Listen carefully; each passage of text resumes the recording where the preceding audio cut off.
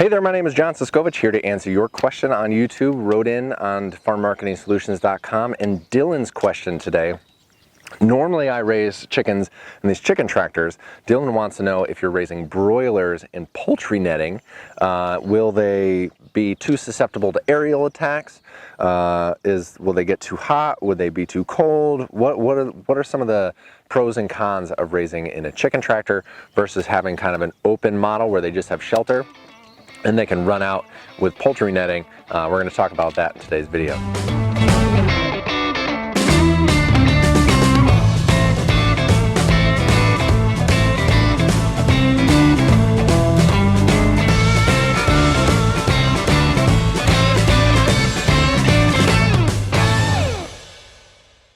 So the sun is coming up. I'm going to throw on my shades so that I can see again. This is great. I feel more comfortable. Sorry about the bug eyes, but that's just who I am. I always have sunglasses on and it's part of me, and now you guys know that forever.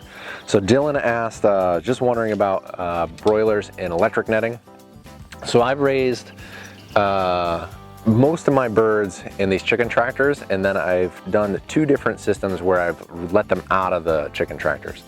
The first time I tried to let the birds out, I used Cornish cross, and when I put them out, it was a damp evening, and what happened was they didn't establish themselves underneath the shelter, and a lot of them went out into the grass, and while they were still small, huddled up in little nests and pockets, and I lost a lot of birds that first night because we ended up getting a little bit of rain that was unexpected. The birds got wet, they got cold, they couldn't all huddle together, they weren't involuntarily protected from the weather. And what I mean by that is in the chicken tractor, they have no choice but to be under cover, where if they're out in that type of shelter where they can go out free range and then have to come back in underneath some kind of covering, then they have a choice whether to be in the elements or out of the elements, and sometimes they just don't know what the elements are, and coming back out of them doesn't register. They just kind of hunker down where they feel is safe because they can't tell that they have shelter 10 feet away. They just want to lay down in the grass and die. It's not that they want to, it's just that that's what happens.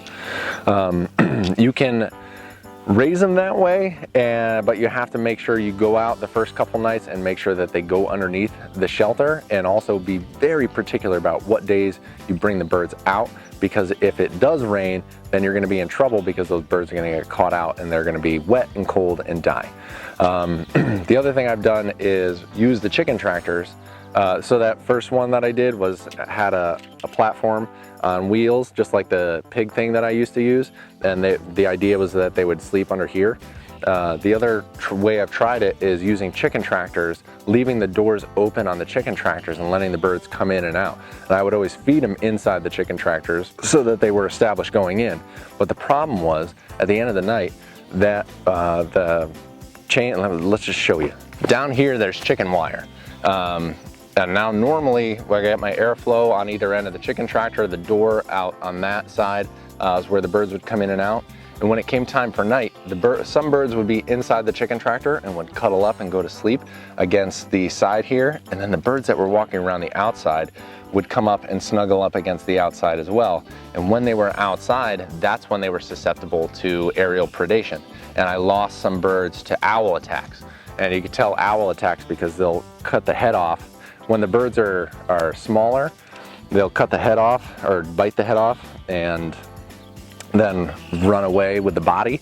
And then when it's actually worse when the birds are larger and heavier, this is especially with turkeys, they'll just take the heads and leave with the heads, and you'll have a bunch of headless large birds laying around.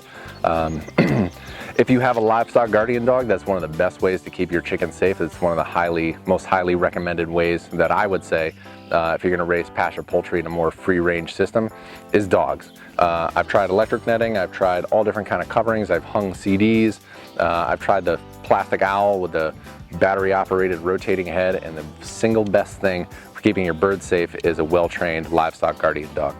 I don't have one right now because I dialed down on livestock this year because I had other projects to get done. I have livestock coming in next year. We'll see what happens. I got a dog, a herding dog now, but it's just because it's fun and I like having a dog.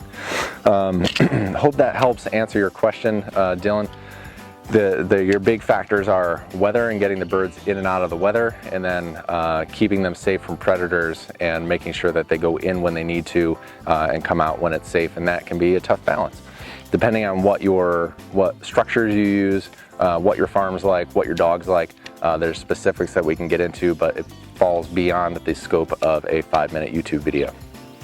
Now, my last video for the week, Troy's got a question about the ultimate brooder setup, and I'm going to walk over to my brooder right now and walk you through what I have over there and what I would change about it. And there's just one brooder I have in mind that I love so much, and it has to do with the Shields family in Florida, but we'll get into that tomorrow's video.